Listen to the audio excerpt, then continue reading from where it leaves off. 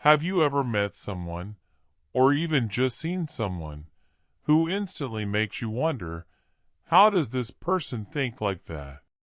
How do they see things the rest of us can't even notice?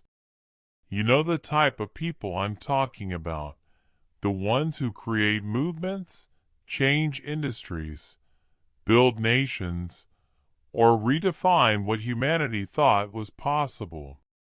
And maybe you've felt this too, that tiny spark inside you that whispers, I could do something big too, if I just understood what they know. If that feeling has ever lived inside your heart, then trust me, this is exactly the video you clicked for. Because today, we're not talking about motivation. We're not talking about cliches. We're going into the minds of people who changed the world. Not how they look, not what they own, but how they think, how they make decisions, how they process problems, and the quiet habits hidden behind the scenes that nobody ever talks about. And before we go deeper, I want you to imagine something. Imagine the world today if the thinkers you know, Einstein, Mandela, Marie Curie, Elon Musk, Steve Jobs, Malala, Leonardo da Vinci, imagine if they had thought like everyone else. Imagine if they had doubts like normal people, fears like normal people, the same excuses, the same comfort zones. The world would not be what it is today. So the real question, the question that has shaped this entire video, is this. What exactly happens inside the mind of a world changer that doesn't happen inside the mind of an ordinary person? Why do they see possibilities where others see problems? Why do they stay calm in chaos while others collapse? Why do they keep going when others quit? And most importantly, is this something you're born with, or can you learn it? Let me open a door for you. It's not magic. It's not genetics. It's not destiny. World changers aren't born different. They become different by thinking differently, by training their mind in ways most people never even try. And the moment you start thinking like them, even a little, your entire life starts shifting. It's like discovering a hidden staircase that everyone else walks past without noticing. One of the first things you'll see inside the mind of a world changer is this. They don't see the world the way it is. They see it the way it could be. When an average person looks at a broken system, they think, someone should fix this. But a world changer thinks, what if I'm the one who fixes it? That tiny difference in sentence, just a few words, creates a completely different destiny. Most people feel problems. World changers analyze them. They investigate them. They ask questions nobody else asks. They turn frustrations into fuel. They don't complain about the world. They redesign it. And here's something interesting. They're not afraid of being misunderstood. In fact, almost every world changer was misunderstood at first. Einstein was called slow. Steve Jobs was called crazy. Oprah was told she wasn't fit for television. Elon Musk was told electric cars wouldn't work. Mandela was imprisoned for 27 years for believing in equality. But here's the difference. Ordinary people collapse when others doubt them. World changers sharpen themselves because of doubt. Criticism becomes clarity. Opposition becomes direction. They don't break. They become stronger. Another thing that separates them is their relationship with the unknown. Most people avoid uncertainty. They run from risk. They stay in familiarity. But the people who change the world have an unusual comfort with stepping into the dark without knowing where the next step leads.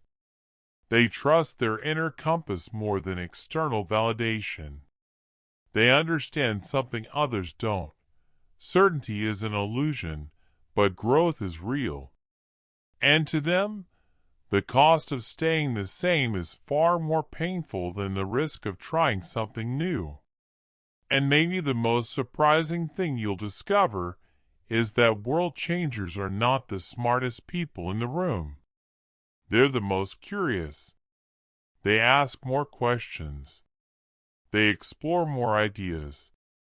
They challenge their own beliefs. They don't pretend to know everything. Actually, they assume they don't. They're students long after they become masters. They keep learning even when the world thinks they've already succeeded. That's why they grow. That's why they stay ahead. The moment ordinary people stop learning, world changers accelerate. Their mindset around failure is radically different too. When most people fail, they take it personally. They see it as a reflection of their worth. But for world changers, failure is simply information. It's feedback. It's direction. It's not, "I failed." It's, "I just discovered one more way that doesn't work." Thomas Edison famously said this, but it wasn't just a sentence, it was a mentality. A world builder's mentality. They fail forward. They fail often. And then they rise with clearer vision than before. And there's something else you'll notice if you look closely. World changers have a strange ability to focus on the big picture while managing tiny details with precision. They dream in the clouds, but build on the ground.